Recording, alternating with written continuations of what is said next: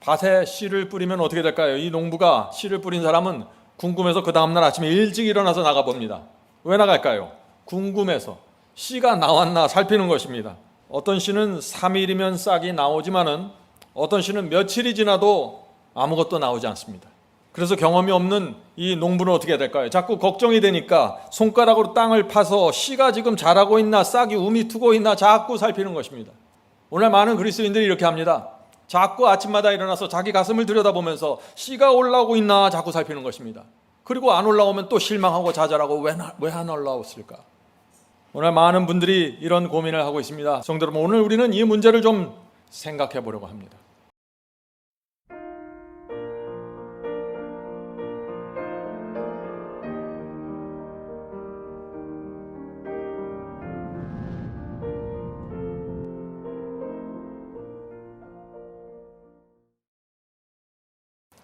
오늘 우리는 많은 사람들 속에 마음속에 있는 한 고민에 대해서 좀 살펴보려고 합니다.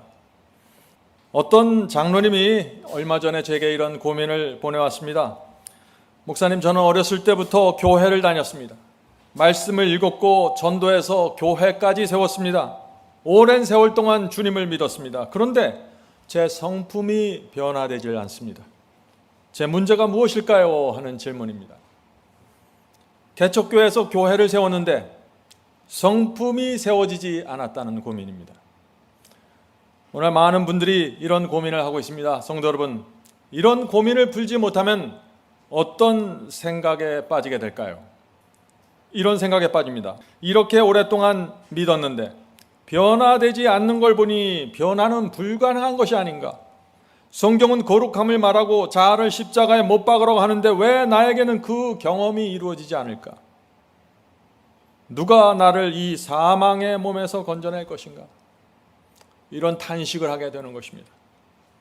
저도 오랫동안 이런 탄식을 했던 시간이 있었습니다. 성도 여러분, 오늘 우리는 이 문제를 좀 생각해 보려고 합니다. 예수께서는 구원과 변화에 대해서 말씀하시는데 식물의 성장으로 설명하셨습니다. 자, 그 말씀을 보겠습니다. 마가복음 4장 28절 29절입니다. 마가복음 4장 28절 29절.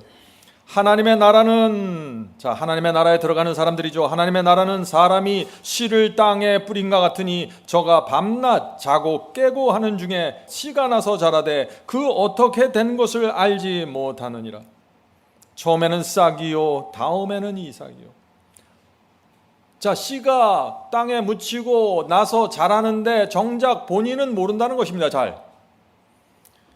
예수께서는 이 구원의 말씀을 주시면서 씨를 뿌리는 것, 씨가 성장하는 것으로 설명하셨습니다. 저도 미국에서 조그맣게 농사를 해보았습니다. 밭에 씨를 뿌리면 어떻게 될까요? 이 농부가 씨를 뿌린 사람은 궁금해서 그 다음날 아침에 일찍 일어나서 나가봅니다. 왜 나갈까요? 궁금해서 씨가 나왔나 살피는 것입니다. 어떤 씨는 3일이면 싹이 나오지만은 어떤 씨는 며칠이 지나도 아무것도 나오지 않습니다.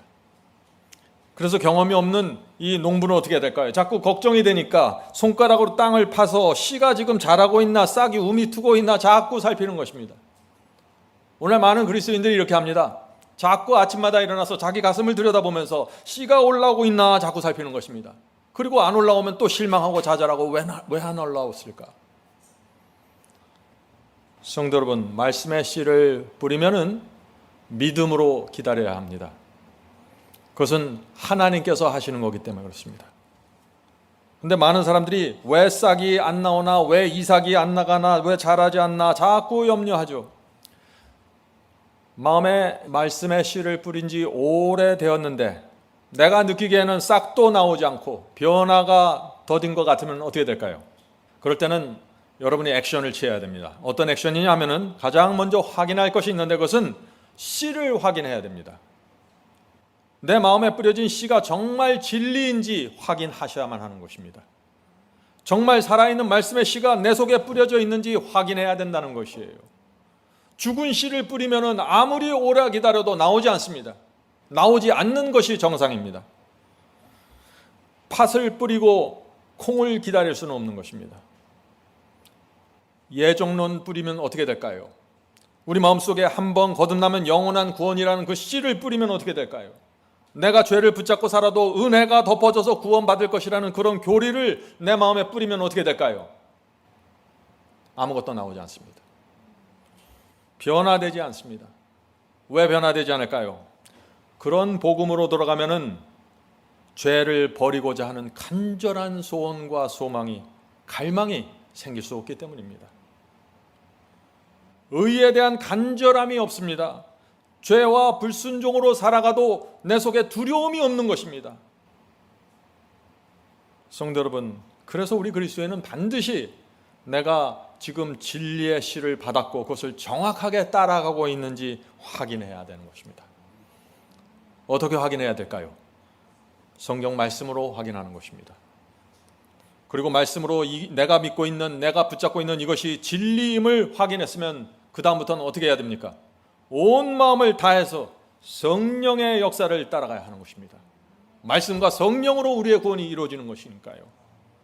그렇게 하는 사람들에게는 반드시 생명이 나오고 성장하게 됩니다. 그것은 성경의 약속입니다. 어떤 분들은 저에게 이런 불평을 합니다. 목사님은 왜 구원의 확신을 주지 않습니까? 요즘 교회들에서는 교인들에게 당신은 구원받았다는 확신을 쉽게 줘서 우리 교인들이 기쁨이 날마다 충만한데 마지막 사명에서는 그런 확신을 주지 않는 것입니다. 너무 아쉽습니다. 저는 여러분에게 그런 확신을 줄 수 없습니다. 왜냐하면 저는 여러분의 마음속에서 지금 어떤 경험이 이루어지고 있는지 알 수 없기 때문입니다. 그것은 하나님께서만 아시는 것입니다. 제가 여러분에게 그런 확신을 준다면 저는 사기꾼입니다. 그러나 제가 드릴 수 있는 확신이 한 가지 있는데 그것은 우리가 붙잡고 있는 이 말씀이 진리라는 것입니다. 우리는 성경이 말하는 승리의 복음을 받았습니다. 성도 여러분, 받은 말씀대로 순종하십시오. 성령께서 인도하실 때 굴복하고 따라가십시오. 그런 사람에게는 반드시 싹이 올라오고 이삭이 나오면서 성장하게 됩니다. 그것은 제가 드리는 약속이 아니라 하나님의 약속이라는 것입니다.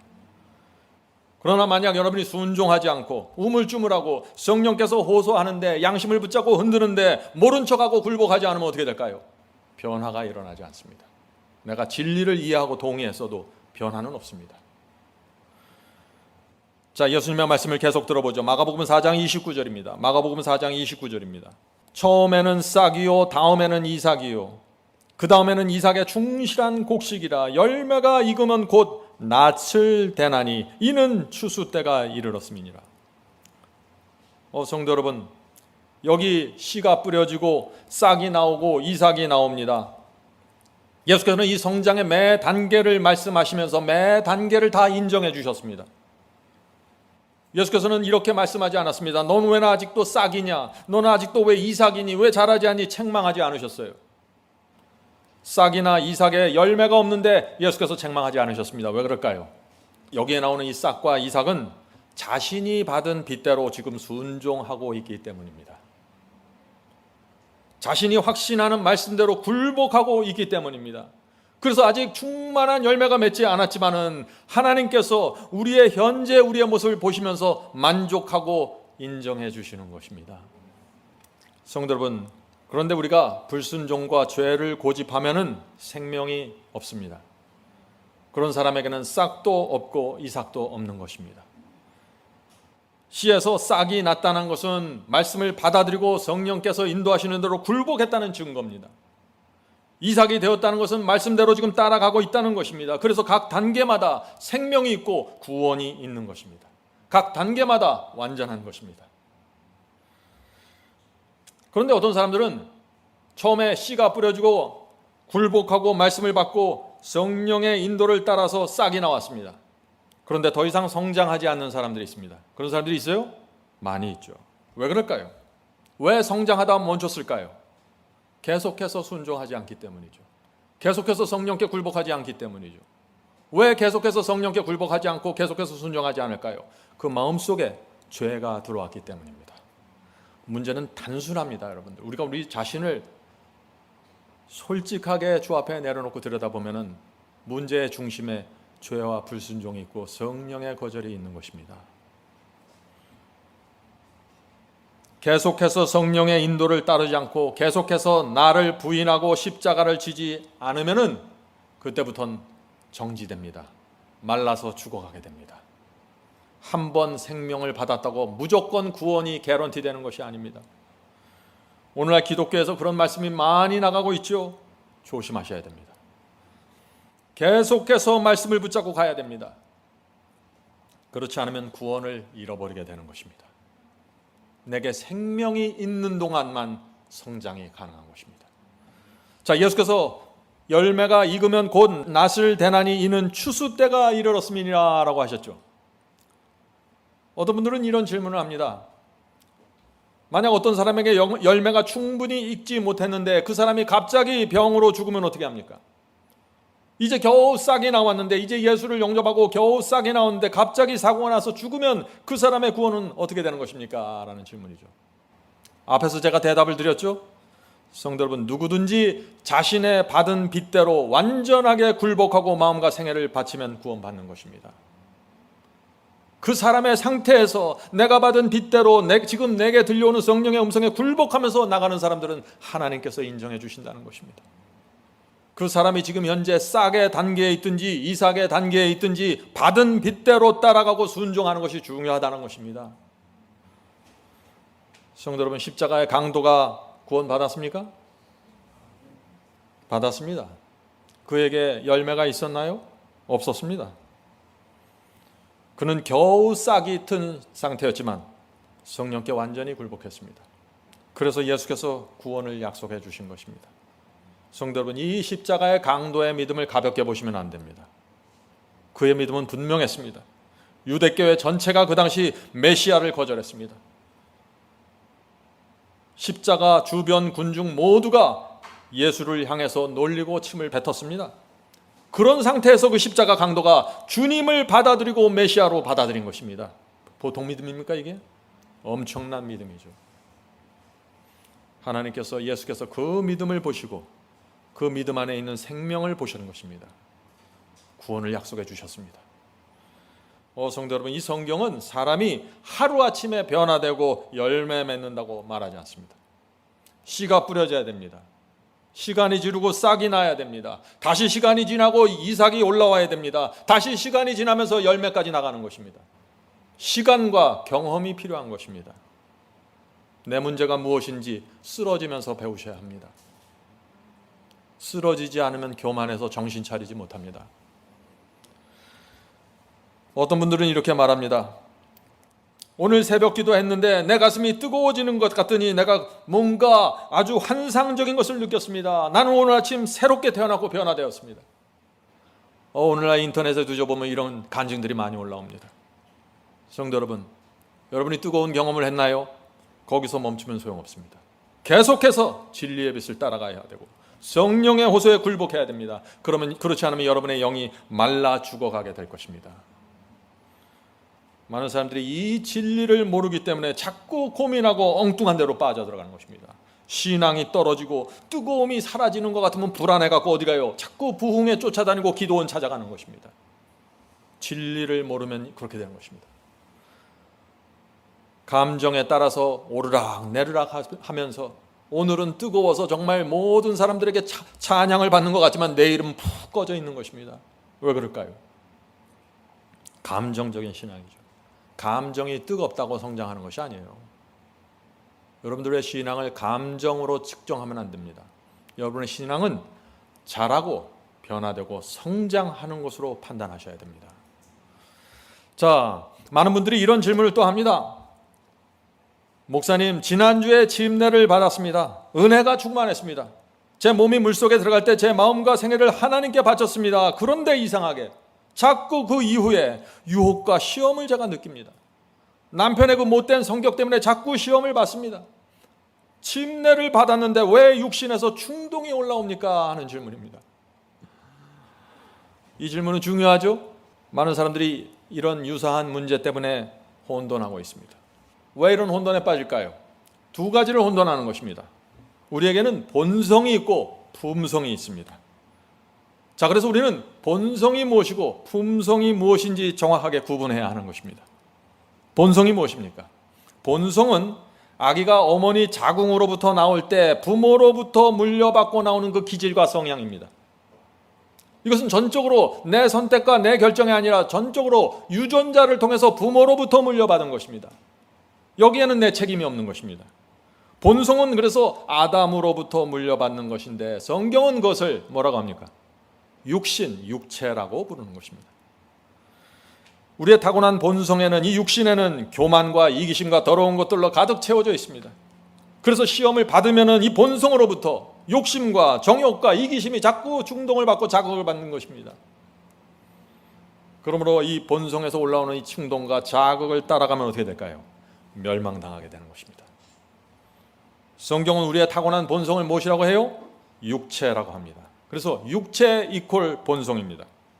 자, 바울은 육체를 십자가에 못 박으라고 하는 것입니다. 그래서 그 말씀이 무슨 뜻입니까? 본성에서 어떤 충동과 안 좋은 자극들이 올라올 때 그것을 내버려 두지 말고 반드시 못 박아서 죽이라고 하는 것입니다. 이것이 그리스도인의 생애입니다. 자, 그렇다면 성품은 무엇입니까?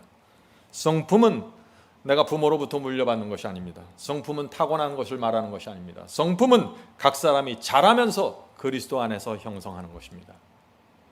그리스도인의 성품은 말씀에 순종하고 성령께 굴복하는 성품을 말하는 것입니다. 오늘 많은 분들이 이 성품을 오해해요. 성경이 말하는 성품은 세상 사람들이 말하는 그런 성품이 아닙니다. 그저 친절하고 온유하고 부드러우면 성품이 좋다고 하죠. 그런 사람들 중에 하나님의 말씀과 계명에 순종하지 않는 사람들이 얼마나 많이 있습니까? 단순히 부드럽고 온유한 것을 말하는 것이 아닙니다. 하나님의 말씀에 순종하지 않고 성령의 호소에 굴복하지 않으면 성경은 그런 성품을 인정하지 않습니다. 가치 없는 성품입니다. 인간에 의해 불과합니다. 성도 여러분, 아담으로부터 물려받은 이 육체 본성도 변화될 수 있을까요? 중요한 질문입니다. 우리의 육체 본성은 결코 변화되지 않습니다. 죽을 때까지 그대로 갑니다. 부모로부터 물려받은 본성은 죽을 때까지 변화되지 않습니다. 제가 확인해 보았습니다. 몇 년 전에 저희 아버님께 물어봤습니다. 저희 아버님 연세가 그 당시 90세였습니다. 제가 이렇게 질문했습니다. 아버님, 아직도 아버님의 본성 속에서 뭔가 올라오고 있습니까? 어머님이 잔소리를 하면 아직도 뭔가 자극을 받으시나요? 90세 정도 되면 아무것도 없겠죠. 저희 아버님이 어떻게 대답하셨을까요? 나는 여전히 시험을 느끼고 있다. 여전히 잔소리에 자극을 느낀다. 이것이 본성입니다. 몸에 힘이 빠진다고 본성이 사라지는 것이 아니에요. 제가 이번에 미국에 가면 다시 아버님께 물어보려고 합니다. 아버님 이제 96세가 되셨는데 아직도 육체에서 뭔가 충동을 받으시나요? 성도 여러분, 오늘날 많은 분들이 그래서 이 본성을 오해했기 때문에, 본성이 변화되기를 기대하기 때문에, 이 본성 속에서 올라오는 충동이 사라질 것을 기대하기 때문에 이런 생각을 하는 것입니다. 앞으로 인침을 내가 받으면 14만 4천이 돼서 인침을 받으면 악한 본성이 그때 사라질 것입니다. 앞으로 늦은 비 성령을 내가 받으면 그때 본성이 거룩하게 변화될 것입니다. 그때까지는 내가 죄를 범할 수밖에 없습니다. 이렇게 말이죠. 죄에 대한 승리를 저 미래에다 갖다 놨습니다. 오늘 내가 하는 패배와 좌절을 모두 저 미래에서 명분을 찾고 있는 것입니다. 성도 여러분, 그리스도인의 삶은 투데이입니다. 오늘입니다. 우리의 본성은 죽을 때까지 변화되지 않습니다. 예수께서 이 땅에 재림하셔서 우리의 몸을 호련히 변화해 주실 때에야 비로소 우리의 본성이 변화되는 것입니다. 왜요? 새 몸을 받기 때문에. 그때 주께서 영생할 수 있는 새 몸을 주시기 때문에 그때 악한 본성이 우리 속에서 완전히 제거되어 버리는 것입니다. 그것이 영화입니다. 그래서 우리의 구원은 칭의에서 성화로, 성화에서 영화로 가는 것입니다. 성도 여러분, 인침 받을 때까지, 늦은 비 성령 받을 때까지 기다리지 마십시오. 오늘 여러분은 죽어야 합니다. 그래서 사도 바울도 I die daily, 나도 날마다 죽노라고 말하고 있는 것입니다. 사도 바울은 도대체 무엇이 죽는다고 말했을까요? 자기 본성 속에서 올라오는, 육체에서 올라오는 그 충동이 죽기를 바라는 것입니다. 그래서 갈라디아 2장 20절에 이런 말씀을 나누는 것입니다. 갈라디아 2장 20절, 내가 그리스도와 함께 십자가에 못 박혔나니. 지금 무엇을 못 박았다는 것입니다? 본성에서 올라오는 그 충동과 느낌을 십자가에 못 박았다는 것입니다. 왜 못 박아야 할까요? 그것을 그대로 내버려두면 그 충동과 그 느낌이 내 마음과 의지를 무너뜨리고 집어삼키기 때문에 못 박아야 된다는 것입니다. 자, 계속해서 읽어보죠. 내가 그리스도와 함께 십자가에 못 박혔나니 그런즉 이제는 내가 산 것이 아니요 오직 내 안에 그리스도께서 사신 것이라. 성도 여러분, 내 안에 그리스도께서 살려면 어떻게 해야 됩니까? 내 본성 속에서 올라오는 느낌과 그 더러운 느낌과 욕망을 못 박아야 한다는 것입니다. 그래야만 주께서 내 마음의 보좌에 앉으실 수 있는 것입니다. 우리의 마음에는 한 보좌밖에 없습니다. 우리 마음에는 한 주인만 섬기는 것입니다. 육체가 내 보좌에 앉으면 예수께서 앉을 자리가 없습니다. 예수께서 앉으시려면 반드시 육체의 더러운 것들이 제거되어야 되는 것입니다. 그래서 바울이 십자가에 못 박으라고 말하는 것이죠. 계속해서 읽어보겠습니다. 이제 내가 육체 가운데 사는 것은, 자, 바울은 거듭난 사람입니다. 성화된 거룩한 그리스도인입니다. 그런데 자기가 여전히 육체 가운데 있다고요. 왜요? 왜 그럴까요? 본성은 변화되지 않기 때문이죠. 본성은 항상 이기적이고 교만한 것을 바울에게 요구하고 있었던 것입니다. 그래서 바울이 육체 안에서 살아있다는 것은 자신이 죽을 때까지, 자신의 삶이 맞춰질 때까지 자기는 계속해서 내 속에 있는 본성의 충동과 싸워야 한다는 것을 말하고 있는 것입니다. I die daily입니다. 그것이. 계속해서 읽어보죠. 내가 육체 가운데 사는 것은 나를 사랑하사 나를 위하여 자기 몸을 버리신 하나님의 아들을 믿는 믿음 안에서 사는 것이라. 바울은 지금 무엇을 말하고 있습니까? 내 육체를 십자가에 못 박아야 된다고 했습니다. 그래야만 주께서 내 안에 거하실 수 있다고 말했습니다. 그리고 그것을 바로 믿음으로 사는 것이라고 말하고 있는 것입니다. 여러분은 이 믿음이 있습니까? 이것이 구원받는 믿음입니다. 이 믿음 외에 다른 믿음으로는 천국 갈 수 없는 것입니다. 성도 여러분, 오늘날 많은 사람들이 성화를 말하죠. 성화는 본성에서 올라오는 충동과 느낌이 없어질 때까지 기다리는 것이 아닙니다. 그것은 오해입니다. 많은 사람들이 성화를 그렇게 생각해요. 언제 오늘 느낌을 받았어, 오늘 충동을 받았어, 오늘 내 속에서 잘못된 생각이 떠올라서 난 아직 성화가 안 됐네. 이것이 아닙니다. 여러분들이 이 자리에 나와서 기도를 할지라도 기도하는 동안에 더 이상한 생각이 떠오를 수 있어요. 그건 내 마음대로 되는 것이 아니에요. 그건 본성 속에서 랜덤리 자기 멋대로 튀어 올라오는 것입니다. 컴퓨터 안에 있는 것이 그냥 튀어나오는 것이에요. 그래서 마르틴 루터가 뭐라고 했습니까? 우리 머리 위에 새가 지나가는 것은 막을 수 없지만 우리 머리에 새가 둥지를 트는 것을 우리가 막을 수 있다고요. 성도 여러분, 제가 다시 말씀드립니다. 이 본성의 문제는 중요합니다. 부모로부터 물려받은 본성, 그것은 내가 죽을 때까지 사라지지 않습니다. 여러분이 아무리 변화되고 아무리 거룩해져도 시험을 받고 유혹을 느끼는 것이 바로 거기에 이유가 있는 것입니다. 시험을 받고 유혹을 느끼는 것을 이상하게 생각할 필요 없습니다. 여러분이 이상하게 생각할 건 무엇인가? 시험 받고 유혹받을 때 내가 내 자아를 십자가에 못 박지 않는 것이 문제입니다. 거기서 문제가 생기는 것이 본성에서 뭐가 올라오는 것이 문제가 아니에요. 어떤 분들은 이 부모로부터 물려받은 이 육체 본성을 죄라고 규정합니다. 오늘 많은 사람들이 그래서 마음속에 이런 공식을 갖고 있는 것입니다. 본성 이퀄 죄. 그것은 큰 오해입니다. 본성이 나를 죄 앞에서 내가 죄를 붙잡게 될 때 그때 죄가 되는 것입니다. 본성은 항상 내 속에서 흔들리고 충동을 주는 것이에요. 그래서 이 본성을 죄라고 믿으면 어떻게 돼요? 조금만 내 본성에서 자극을 받고 조금만 무슨 충동을 느끼고 유혹을 느끼면은 내가 이미 죄를 졌구나. 죄에 대한 승리는 불가능한 것이야. 나는 그저 은혜로만 구원받고 싶어. 이렇게 가버리는 것입니다.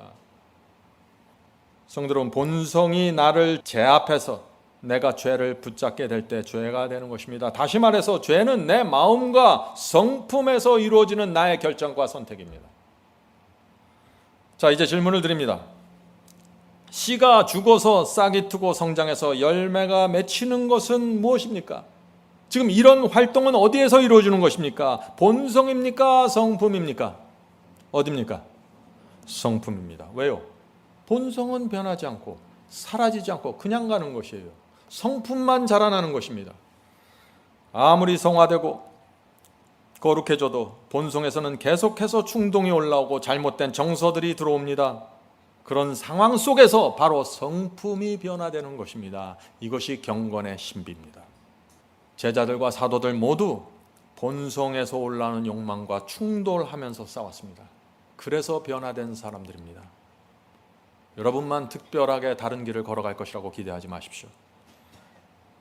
바울의 말씀을 다시 한번 읽어보죠. 내가 그리스도와 함께 십자가에 못 박혔나니 그런즉 못 박혔기 때문에 이제는 내가 산 것이 아니요 오직 내 안에 계신 내 안에 그리스도께서 사신 것이라.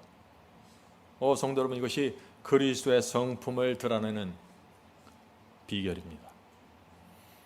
사도 바울은 그리스도인의 변화를 아주 분명하게 설명했습니다. 자, 변화의 비결은 바로 여기 있는 것입니다.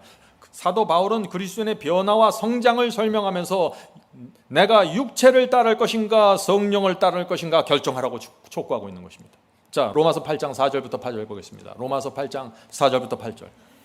육신을 쫓지 않고, 무슨 얘기인가요? 본성에서 올라오는 충동을 쫓아가지 않고 육신을 쫓지 않고 성령을 쫓아 행하는 우리에게 율법의 요구를 이루어지게 하려 하심이니라. 성도 여러분, 율법의 요구가 어떻게 이루어져요? 본성을 따라가면 이루어질 수 없다는 것입니다.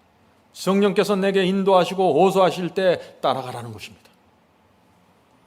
육신을 쫓는 자는 육신의 일을, 성령을 쫓는 자는 성령의 일을 생각하나니 육신의 생각은 사망이요 성령의 생각은 생명과 평안이니라. 육신의 생각은 하나님과 원수가 되나니 육신 속에서 올라오는 생각들은 하나님과 원수가 된다고요. 이는 하나님의 법에 굴복지 아니할 뿐 아니라 할 수도 없습니다. 육신에 있는 자들은, 무슨 얘기예요? 육신의 충동에 끌려다니는 자들은 하나님을 기쁘시게 할 수 없느니라. 이것이 복음입니다. 성도 여러분, 제가 늘 말씀드리죠. 성령께서 호소할 때 굴복하라고 제가 항상 강조하죠. 이제 그 이유를 아시겠습니까? 굉장히 중요한 키포인트입니다. 많은 분들이 이것을 중요하게 생각하지 않고 집중하지 않으면서 왜 나는 변화되지 않습니까? 라고 자꾸 질문하는 것입니다. 육체의 본성과 성령은 서로 대적합니다. 서로 나를 반대쪽으로 끌어당깁니다. 성령은 나를 이쪽으로 끌어가려고 하는데 육체의 본성은 나를 이쪽으로 끌어가려고 해요. 그 가운데서 내가 누구에게 무엇에게 굴복하는가가 성품입니다. 양심 속에서 성령의 음성이 들어올 때 굴복하셔야 됩니다. 굴복하지 않으면 성장도 없고 열매도 없습니다. 많은 사람들이 이것을 못하기 때문에 그냥 믿기만 하면 구원받는다로 다 빠져버리는 것입니다. 자, 오늘 많은 분들이 또 이런 질문을 합니다. 결정적인 질문입니다. 성령을 따라야 한다는 것을 저는 압니다. 십자가의 육신의 정욕을 못 박아야 한다는 것도 저는 잘 압니다. 그런데 잘 되지 않습니다. 솔직한 분이죠. 자꾸 실패합니다. 무엇이 문제입니까? 성도 여러분, 오늘 이 질문이 제가 드리는 설교의 핵심입니다. 우리 신앙의 가장 근원적인 이슈를 던져주는 질문이 바로 이것입니다. 마태복음 5장 6절을 보겠습니다. 마태복음 5장 6절입니다. 의에 줄이고 목마른 자는 복이 있나니 저희가 배부를 것이며. 성도 여러분, 이것이 주께서 주신 약속입니다. 하나님께서는 우리를 구원하기 원하십니다.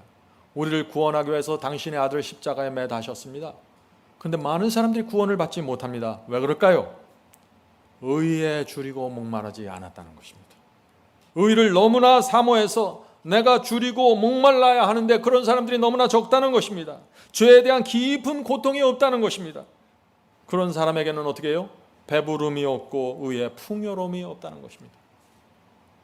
성도 여러분, 우리가 어떻게 하면 이 의의 풍요로움을 우리가 누릴 수 있을까요? 하나님께서는 이 의를 풍요롭게 나누길 원하십니다. 방법이 무엇입니까? 방법은 오직 하나입니다. 오직 몇 개요? 하나입니다. 회개입니다. 너무 쉬운 얘기죠? 회개에서 모든 경험이 시작됩니다. 회개를 통과하지 않고 결코 의를 얻을 수 없습니다. 회개가 무엇입니까? 성도 여러분, 오늘 이 시간에 여러분들 회개가 무엇인지 정확하게 마음에 품고 나가게 되길 간절히 바랍니다.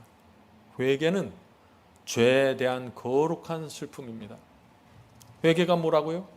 죄에 대한 거룩한 슬픔이라고요. 성도 여러분, 회개는 단순히 죄를 인정하고 고백하는 것이 아니에요. 내가 범한 죄를 보면서, 내가 내 죄를 보면서 내 마음이 거룩한 슬픔으로 압도되는 것입니다. 어떻게 그런 회개로 들어갈 수 있을까요? 나 때문에 죄의 형벌을 받는 하나님의 아들을 보아야 하는 것입니다. 많은 사람들이 죄를 범하면 어떻게 하는 줄 아세요? 오늘 내가 또 죄를 졌어. 오늘 완벽해야 되는데 내가 또 넘어졌어. 이러면 안 되는데 어떡하지? 자꾸 이래요. 회개는 누구를 봐야 된다고요? 나 때문에 십자가에 매달린 그리스도를 바라보아야 거룩한 슬픔을 내가 갖게 되는 것입니다. 그 슬픔이 있으면 어떻게 될까요? 그 슬픔이 있으면 하나님을 대하는 태도, 죄를 대하는 태도가 급격하게 달라집니다. 급격하게 달라집니다. 바울은 거룩한 슬픔을 이렇게 설명합니다. 바울이 말하는 슬픔을 들어보세요. 고린도 후서 7장 9절 10절입니다. 킹 제임스 성경으로 읽겠습니다.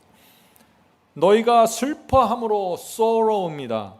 한국어 성경에는 근심이라고 번역됐는데 부족합니다. 슬픔으로 번역돼야 합니다. 너희가 슬퍼함으로 회개함에 이른 까닭이라.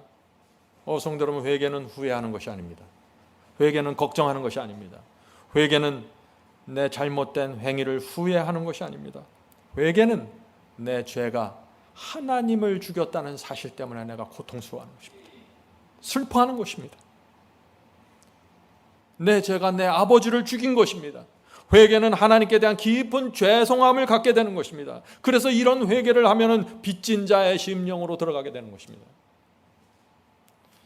계속해서 읽겠습니다. 10절입니다. 하나님의 뜻대로 하는 슬픔은 후회할 것이 없는 구원에 이르게 하는 회개를 이루는 것이요, 세상적인 슬픔은 사망을 이루는 것이라.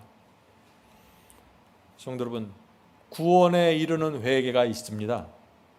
뒤집어서 말하면 뭐예요? 구원에 이르지 않는 회개가 있다는 것이죠. 구원에 이르는 회개가 무엇입니까?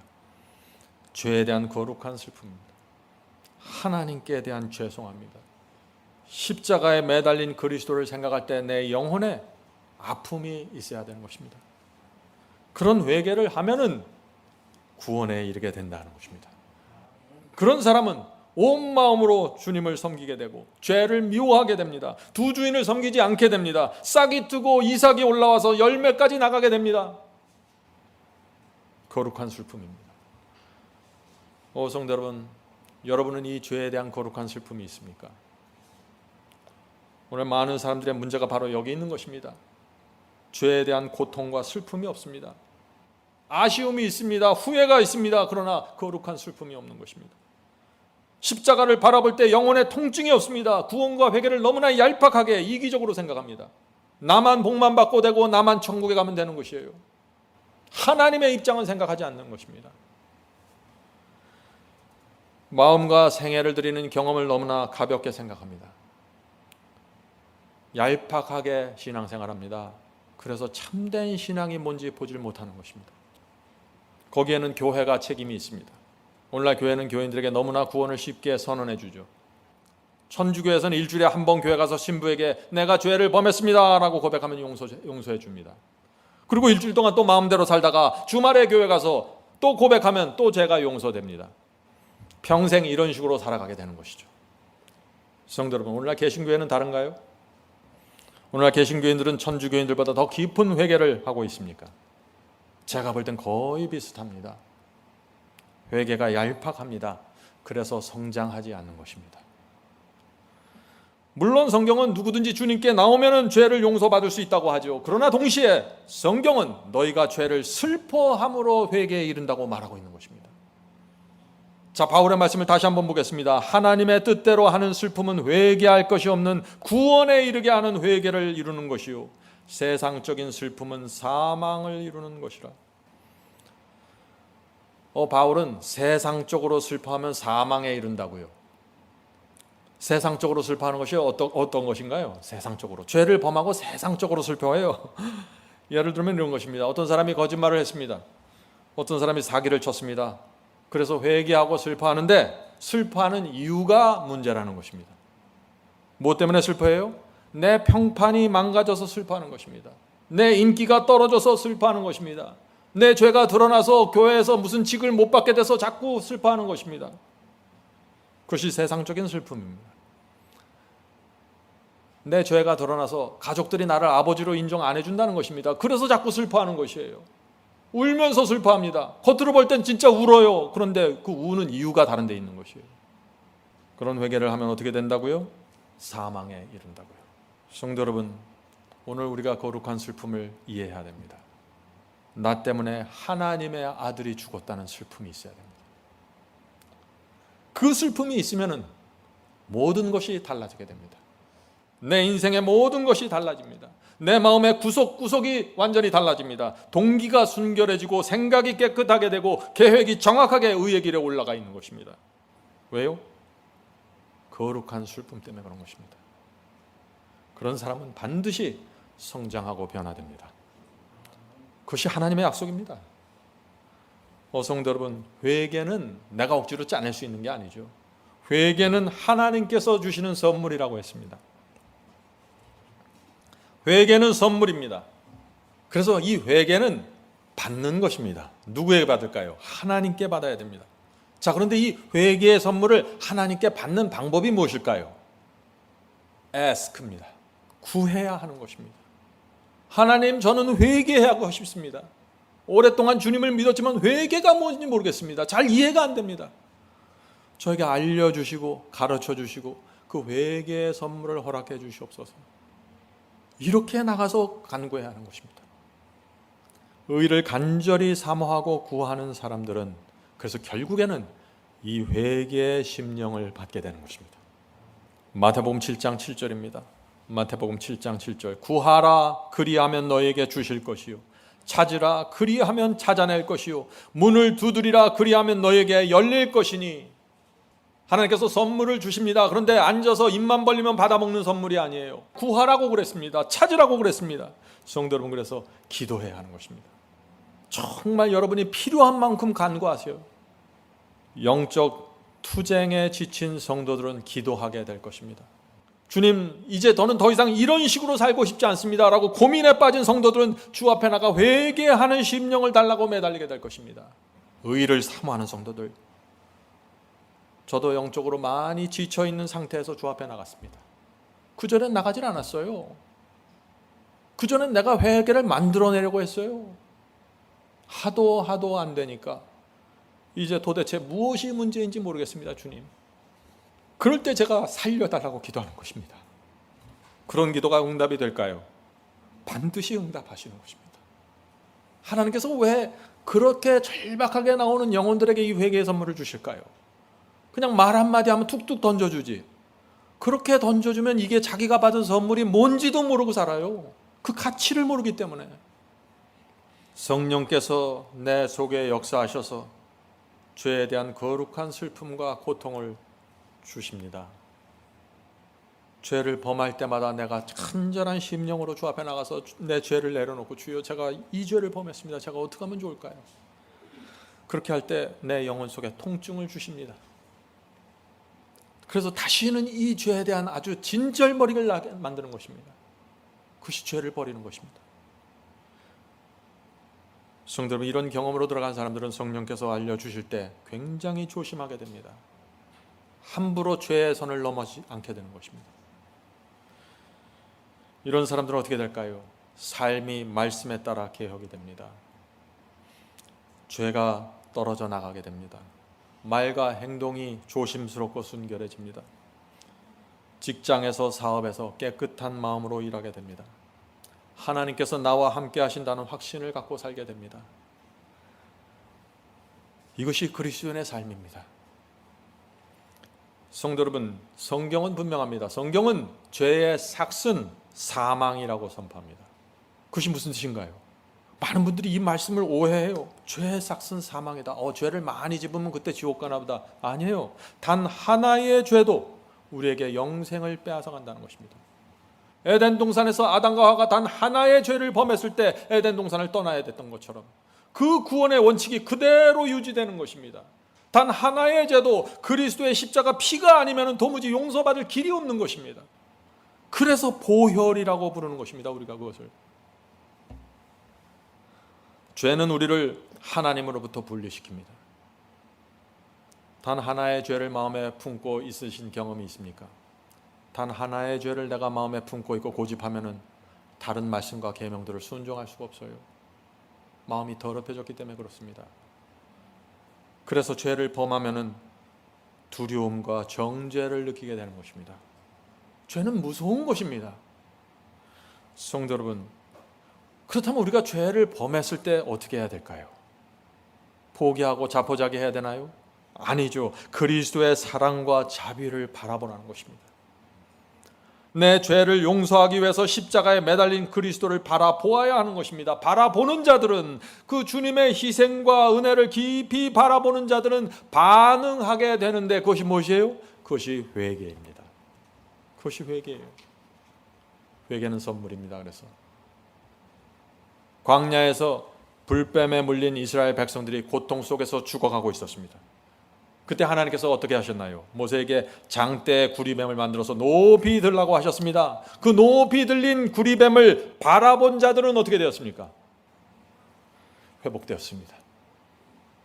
마찬가지입니다. 나무에 높이 매달린 그리스도를 바라본 사람은 회개의 선물을 받고 마음이 회복되는 것입니다. 단순히 죄만 용서받는 것이 아닙니다. 마음이 치유되고 회복이 되는 것입니다. 그래서 회개한 사람의 마음에는 죄와 불순종을 고집하는 정신이 있을 수가 없게 되는 것입니다. 십자가에 매달려 있는 그리스도를 바라보면서 누가 감히 죄를 고집할 수 있을까요? 그럴 수 없다는 것입니다. 성도 여러분, 그래서 회개한 사람에게 하나님께서 의롭다고 선언해 주시는 것입니다. 이것이 칭의입니다. 칭의는 내가 믿기만 하는데 주님 내가 믿으니까 칭의해 주세요, 그렇게 받는 게 아니에요.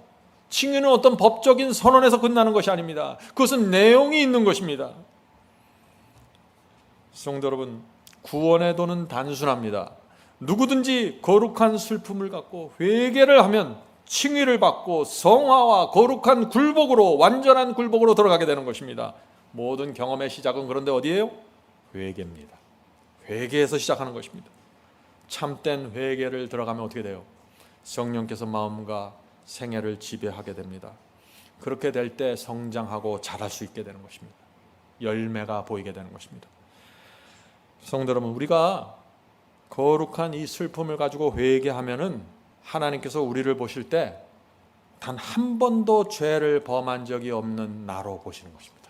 그것이 용서입니다. 그것이 칭의고, 우리 죄가 분홍같이 붉을지라도 양털처럼 하얗게 보시는 것입니다. 왜요? 내 마음속에 더 이상 죄를 붙잡고 있으려는 의도와 계획과 동기가 없기 때문입니다. 하나님께서는 아십니다. 우리가 회개할 때 우리 속에 하나님을 대적하는 정신과 태도가 없다는 것을 아십니다. 하나님께서는 아십니다. 지금 내 속에서 성령을 밀어내는 어떤 의도와 계획이 없다는 것을 아십니다. 그리고 하나님의 뜻이라면 내가 무엇이든지 받아들이겠다는 스펀지 같은 내 마음을 하나님께서 아십니다. 그래서 내 죄를 용서해 주시고 덮어주시고 의롭다고 선포해 주시는 것입니다. 이것이 칭의입니다. 이 칭의의 경험으로 들어가면 성하는 열매로 맺히게 되는 것입니다. 칭의가 정확하게 세워져야 하는 것입니다. 회개가 정확하게 세워져야 되는 것입니다. 여러분의 신앙과 마음이 칭의에 집중되어 있어야 하는 것입니다. 그래야만 결과가 오는 것이에요. 많은 사람들이 이 칭의의 경험을 그냥 겉으로 뛰어넘어서 성화를 바라보고 거룩함을 향해서 달려갑니다. 그래서 좌절하는 것이에요. 그래서 자꾸 내 행위, 내 의지로 자꾸 싸우려고 하다가 지치고 안 됩니다, 죄를 어떻게 이깁니까 하면서 울고 앉아있죠. 잘못되었다는 것입니다. 의로움은 행위와 순종으로 만들어지는 것이 아닙니다. 의로움은 전적으로 그리스도를 통해서 받는 선물입니다. 로마서 5장 15절 17절입니다. 로마서 5장 15절 17절. 한 사람 예수 그리스도의 은혜로 말미암는 선물이 많은 사람에게 넘쳤느니라. 그리스도를 통해서 용서의 선물을 받고 의의 선물을 받는데 겨우 주는 게 아니라 넘치게 해주신다는 것입니다. 한 사람의 범죄를 위하여 사망이 그 한 사람으로 말미암아 왕노릇하였은즉, 아담 한 사람의 죄 때문에 모든 사람이 타락한 본성을 갖고 태어나게 됩니다. 사망에 속한 상태로 태어납니다. 모든 사람 속에서 그래서 타락한 이 사망과 본성이 왕처럼 지배하고 있는 상태에서 태어난다는 것입니다. 그래서 많은 사람들이 죄의 노예로 살아가게 되는 것입니다. 그런데 주님께서 이 문제를 해결하셨다는 것입니다. 그것이 바울의 복음입니다. 어떻게 해결하셨습니까? 더욱 은혜와 의의 선물을 넘치게 받은 자들이 한 분 예수 그리스도로 말미암아 생명 안에서 왕노릇하리로다. 성도 여러분, 이것이 복음이 아닌가요? 오늘 많은 사람들이 이 사망이 아담 한 사람 때문에 사망이 왕노릇한다는 것만 그냥 강조하고 설교를 끝내죠. 그렇게 하면 큰 오해에 빠지게 된다는 것입니다. 바울이 말하는 결론을 얘기해 줘야죠. 주님께서 생명으로 우리 속에 들어오셔서 우리 속에서 왕노릇 하시겠다는 것입니다. 하늘의 권세를 가지고 우리 마음을 지배해 주시겠다는 것입니다. 누구에게요? 회개한 자들에게. 아담 때문에 모든 사람이 타락한 본성을 갖고 태어납니다. 그러나 그리스도를 통해서 은혜와 의의 선물을 넘치게 받을 수 있다는 것입니다. 여기에 우리의 희망이 있는 것입니다. 이 엄청난 희망이 있는데 많은 사람들이 이것을 놓치고 살아요. 그 희망, 그 의의 선물 어떻게 받나요? 성령의 역사를 통해서 받는 것입니다. 성령께서 내 속에 들어오셔서 역사하시는 것입니다. 그래서 그 성령의 역사가 이루어지면 전에는 내가 타고난 본성에 울려서 육체에 끌려다니면서 죄의 종으로 살았는데 이제는 생명이 우리 속에 들어와서 왕노릇하고 지배하는 것입니다. 이 복음을 경험하는 성도들이 이 지구에서 가장 행복한 사람이 되는 것입니다. 성도 여러분, 거룩한 슬픔이 중요한 것입니다. 그래야만 생명이 왕노릇하게 됩니다. 그런 사람들은 본성에서 악한 욕망과 충동과 생각들이 올라올 때 그것을 내버려 두지 않습니다. 주여, 이것을 제가 주 앞에 바칩니다. 십자가에 못 박습니다. 이것이 승리입니다. 성도 여러분, 제가 다시 말씀드립니다. 우리의 의는 우리의 행위나 순종으로 만들어내는 것이 아닙니다. 선한 행위를 내가 열심히 쌓는다고 되는 것이 아니에요. 로마서 4장 11절 보겠습니다. 로마서 4장 11절. 아브라함이 할례의 표를 받은 것은 무할례 시에 믿음으로 된 의를 인친 것이니 이는 무할례자로서 할례를 받지 않는 사람으로서 믿는 모든 자의 조상이 되어 저희로 의로 여기심을 얻게 하려 하심이라. 이 바울의 말씀이 무슨 뜻입니까? 아브라함은 할례 받지 않았을 때, 할례 받기 이전에 하나님께로부터 의롭다는 선언을 받았다는 것입니다. 다시 말해서 행위로 의롭게 되는 것이 아니라고 지금 로마서에서 말하는 것입니다. 많은 사람들이 이 말씀을 얘기하면서 뭐라고 얘기해요? 이거 봐라, 행위로 의롭게 되지 않는 거야. 순종할 필요 없어. 믿음만 있으면 돼. 은혜만 받는 거야. 이렇게 또 끌고 나가는 것입니다. 극단입니다. 말씀의 균형을 놓쳤습니다. 주님의 십자가의 피를 믿고 죄 사함을 받았을 때 성령께서 우리 속에 역사하십니다. 우리에게 감사와 충성의 마음을 우리 속에서 넣어주십니다. 그럴 때 하나님께서 우리 속에서 일어난 그 거룩한 변화를 보면서 너는 의롭다고 선언하시는 것입니다. 하나님은 거짓말하지 않으십니다. 자, 그렇다면 우리 그리스도인에게 나타나는 이 행위와 순종은 무슨 의미입니까? 그것은 주님의 은혜에 대한 감사의 반응입니다.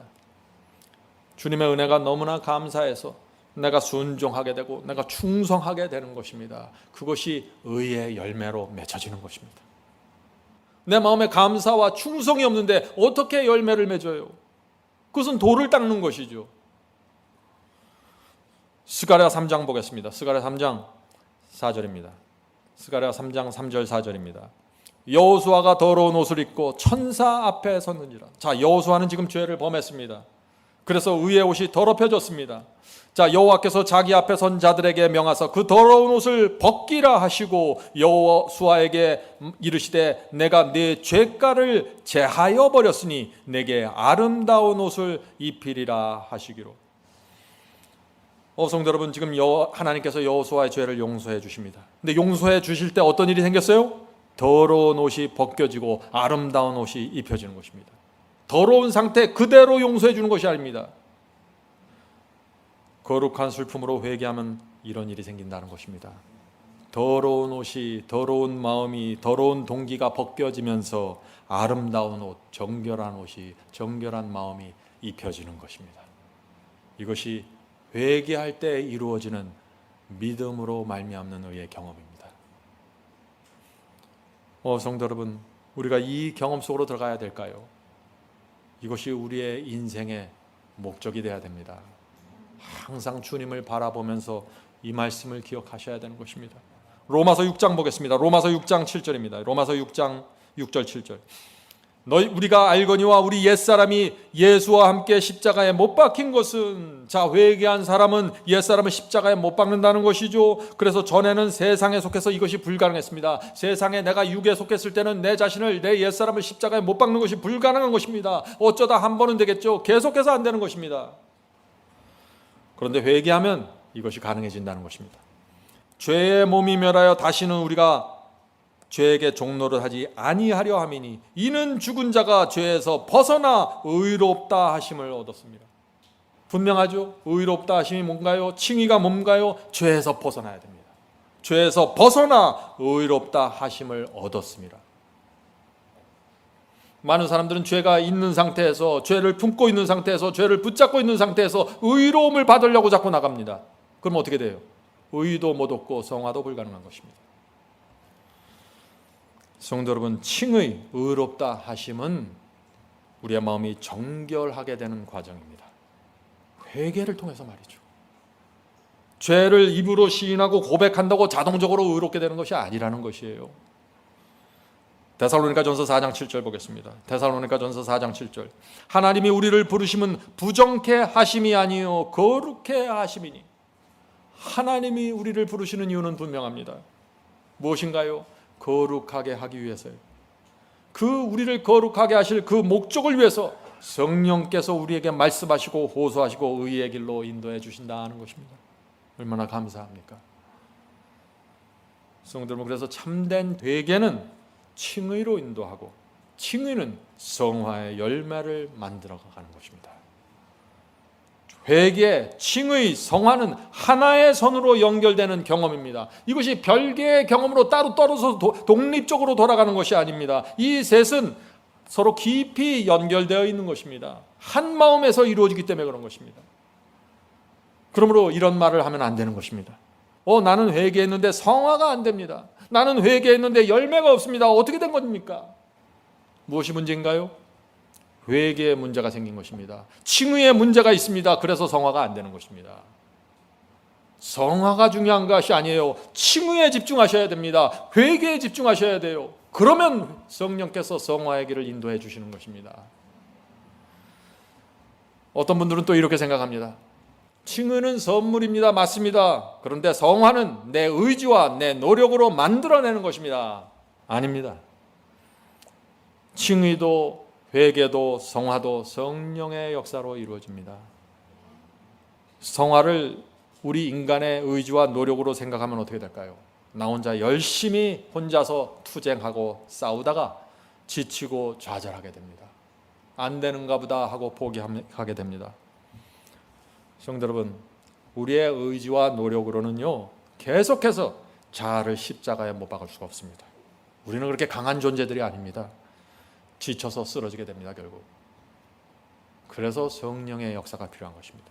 성령께서 반드시 우리 속에 오셔서 내 속에서 계속해서 거룩한 충동과 거룩한 자극을 주셔야 됩니다.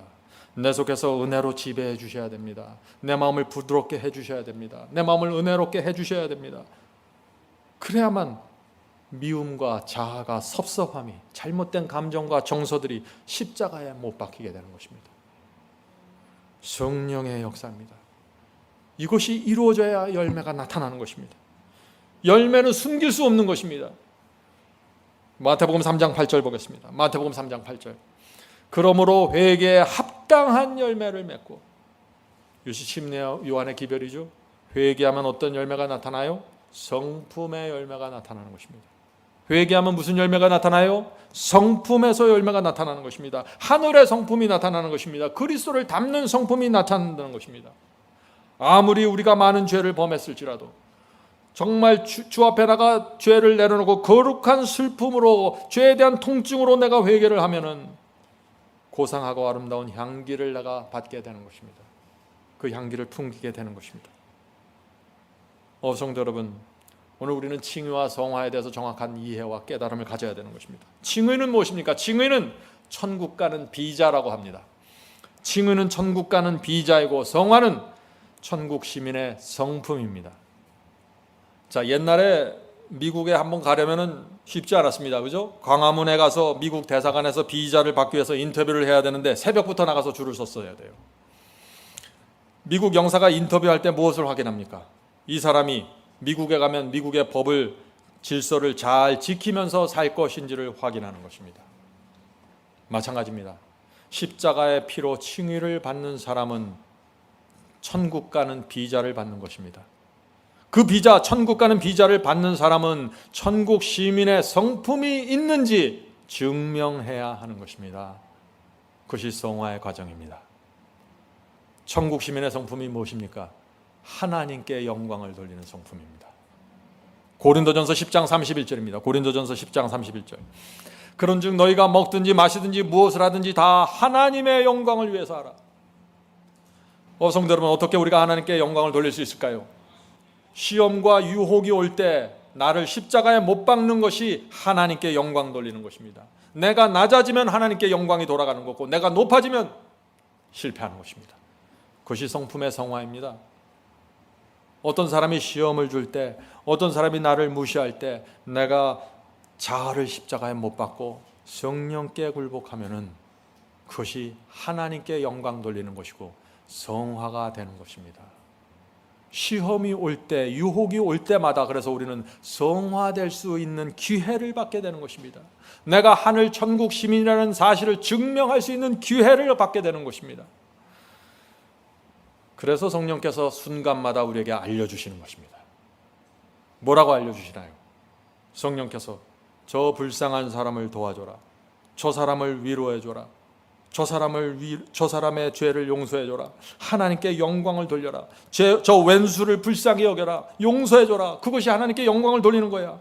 성령께서 계속 우리 속에서 그때마다 상황마다 말씀해 주시잖아요. 이런 성령의 호소가 들려올 때 따라가는 사람들, 그들이 성화된 사람들입니다. 성령께 굴복하는 것입니다. 이런 사람들에게 무엇이 나타날까요? 그리스도의 성품이 점점 더 분명하게, 그분의 형상이 분명하게 나타난다는 것입니다. 성품은 한 번에 이루어지는 것이 아닙니다. 유혹과 시험이 올 때, 시련이 올 때 성품이 드러나게 되는 것입니다. 그것이 인침을 받는 과정입니다. 성도 여러분, 하나님께서 미워하시는 7가지가 있습니다. 성경은 미워하시는 7가지가 있다고 말합니다. 그것을 알아야 할까요? 정확하게 알아야겠죠. 하나님께서 미워하시는 것인데. 자, 잠언서 보겠습니다. 잠언서 6장 16절부터 19절입니다. 우리 성도 여러분들은 절대 이 7가지에 들어가지 않게 되길 제가 간절히 바랍니다.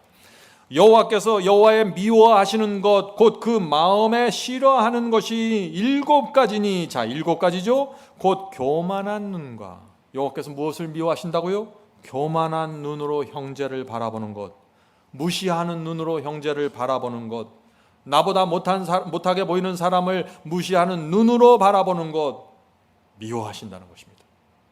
두 번째입니다. 거짓된 혀와 무죄한 죄의 피를 흘리는 손과, 자, 형제를 무너뜨리기 위해서 혀를 놀리고 죄 없는 자를 뒤에서 물어뜯는 것, 하나님께서 싫어하다는 것입니다. 계속해서 읽어보죠. 악한 계교를 꾀하는 마음과, 그냥 악한 마음이 아니라 악한 계교를 꾸미는 것, 그런 마음과 빨리 악으로 달려가는 발과, 악이 있으면 가능한 한 그것을 멀리 하려고 하는데 악만 보면 빨리 달려가요. 미워하신다는 것입니다. 거짓을 말하는 망령된 증인과, 자, 그냥 거짓말이 아니에요. 악한 의도를 가지고 거짓 증언을 한다는 것입니다. 목적을 가지고 거짓 증언을 한다는 것입니다. 하나님께서 미워하시는 죄입니다. 망령된 증인과 및 형제 사이를 이간하는 자니라. 성도 여러분, 하나님께서 왜 이런 죄들 미워하실까요? 왜냐하면 이런 죄에 들어가면은 사탄이 정신없이 끌려다닙니다. 이 7가지 죄의 공통점이 무엇입니까? 첫째는 이 7가지 모두 악한 의도를 갖고 범하는 죄들입니다. 그 마음의 동기에 악한 의도가 있어요. 그냥 실수해서 넘어지는 것이 아닙니다. 실수해서 내가 부족해서 그 말을 한 것이 아니에요. 의도와 목적을 가지고 그 말을 뱉어낸 것입니다. 둘째, 이 7가지 죄의 특징, 형제 간의 사랑을 무너뜨린 죄입니다. 형제 간의 사랑을 무너뜨린 죄. 교회를 깨는 죄입니다. 가족의 사랑을 깨는 죄입니다. 성도 여러분, 그래서 우리가 사탄이 주는 시험을 받았다고 할지라도 성령께서 알려주실 때 내 의도와 내 동기와 내 계획에 문제가 있다는 것을 내가 인식하게 되면 그것을 내려놓아야 되는 것입니다. 그런 성도들이 천국 시민입니다. 성령께 굴복하는 자들 말이죠. 성도 여러분, 우리의 구원은 하나님께서 이루십니다. 우리에게 말씀을 주시고 성령을 주셔서 우리를 천국 가는 길까지 인도하시고 지켜주십니다. 그래서 구원은 하나님의 힘으로 이루어지는 것입니다. 우리는 그저 따라가는 것입니다. 자아를 십자가에 못 박고 따라가는 자들, 그 길을 끝까지 가게 될 것입니다. 그것이 성화입니다. 성도 여러분, 우리의 과거에 죄가 많습니까? 더럽고 추한 죄가 많습니까? 하나님께서 용서해 주십니다. 은혜입니다. 그것이 그리스도의 피를 붙잡고 거룩한 슬픔으로 회개하십시오. 내 죄 때문에 하나님께서 얼마나 고통당하셨고 내 죄 때문에 하나님의 명예가 얼마나 크게 실추됐는지, 나 때문에 하나님께서 사탄에게 얼마나 큰 조롱을 받았는지, 그것을 생각하면 거룩한 슬픔으로 들어가게 된다는 것입니다. 에베소 1장 7절입니다. 에베소 1장 7절. 우리가 그리스도 안에서 그의 은혜의 풍성함을 따라 그의 피로 말미암아 구속함 곧 죄사함을 받았으니. 이것이야말로 아름다운 약속이죠. 그리스도의 피로 우리가 구속함을 받는 것입니다. 죄사함을 받는 것입니다. 구원이 죄사함입니다. 하나님께 용서, 이렇게 구속을 받고 죄사함을 받으면 어떤 일이 생길까요? 죄를 용서받으면 어떤 일이 생겨요? 그냥 하늘에서 기록책에 죄만 지워지고 끝납니까?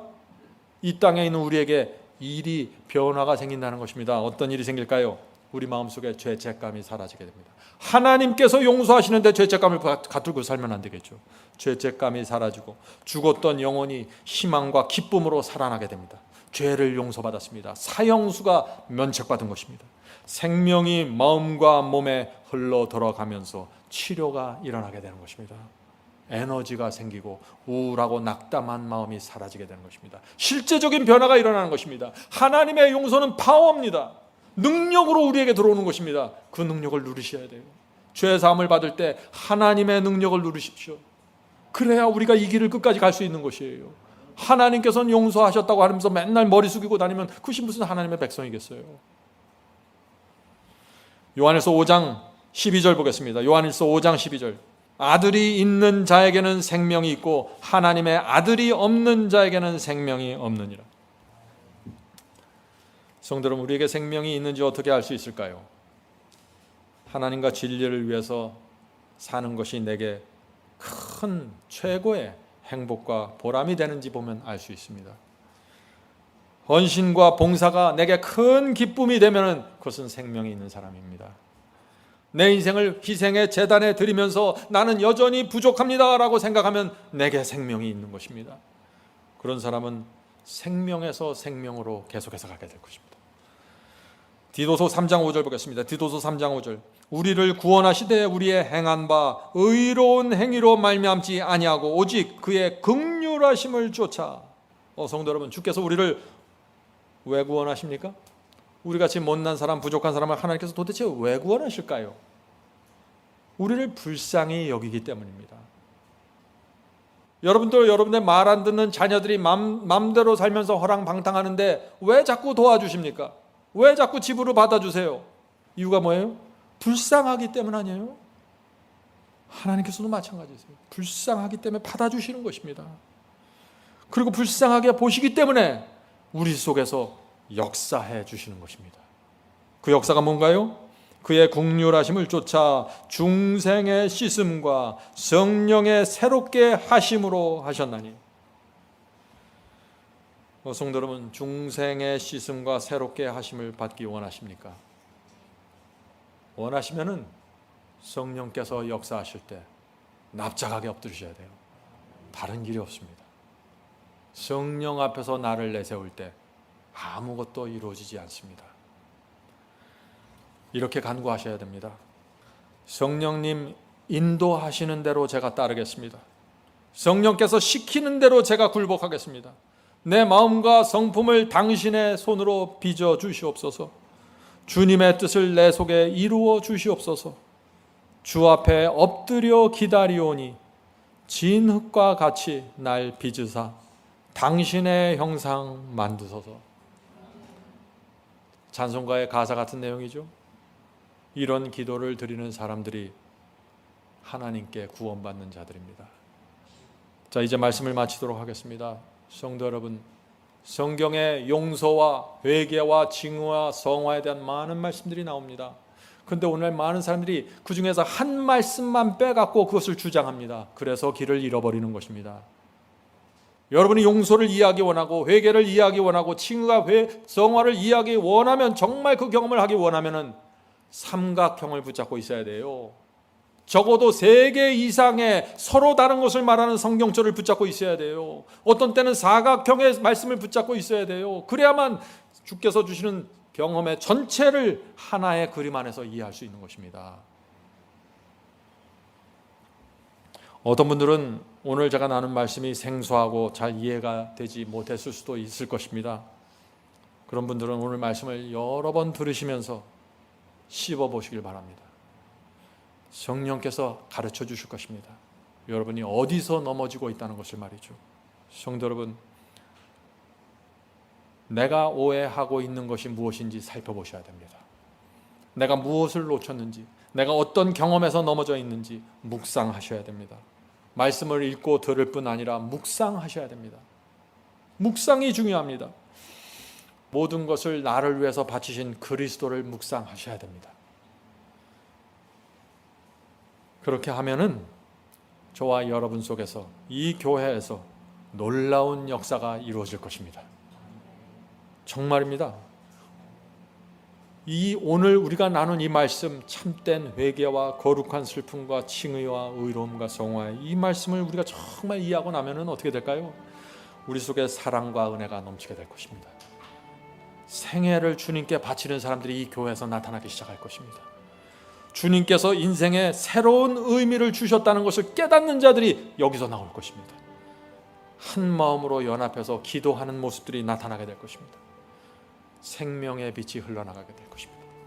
성령께서 우리 모두를, 이 교회를 그렇게 인도해 주시기를 제가 간절히 바랍니다. 하늘에 계신 저희들의 아버지, 저희는 주님을 사랑합니다. 그런데 저희의 이 타고난 본성 속에서 올라오는 욕망과 충동과 느낌이 저희를 자꾸 괴롭힙니다. 그러나 하나님께서는 너희가 두렵고 떨림으로 구원을 이루라고 말씀하셨으니 저희가 그 길을 가길 원합니다. 주여, 성령으로 저희를 인도해 주시옵소서. 성령의 충만함으로 들어갈 수 있고 성령의 은혜가 우리 마음을 지배해서 저희가 구원을 향해 갈 수 있도록 도와주시옵소서. 저희가 의를 사모하기를 원합니다. 간절한 심령으로 의를 사모하기를 원합니다. 주여, 성령을 통해서 저에게 회개하는 심령 주시고 인도해 주시옵소서. 하늘에 계신 아버지, 저희가 바울이 말한 대로 육체를 따라가지 않고 성령을 따라가는 생애 살 수 있도록 도와주시고, 저희가 부족할 때마다 가르쳐 주셔서 아버지의 사랑으로 인도해 주시옵소서. 하늘에 계신 아버지, 저희가 참 부족합니다. 그러나 저희의 마음은 주님을 진심으로 사랑합니다. 주께서 나를 사랑한 자는 주님의 뜻대로 살 수 있다고 말씀하셨으니 저희가 그 길을 걸어가길 원합니다. 성령을 날마다 보내주셔서 하나님과 친숙한 사람들 될 수 있도록 도와주시옵소서. 사탄이 우리 앞에 여러 가지 번잡한 것들을 던져 놓을지라도 하늘 가는 도성길에서 멀어지지 않고 그대로 갈 수 있도록 도와주시옵소서. 모든 말씀 예수님의 이름으로 간절히 기도드립니다. 아멘. 주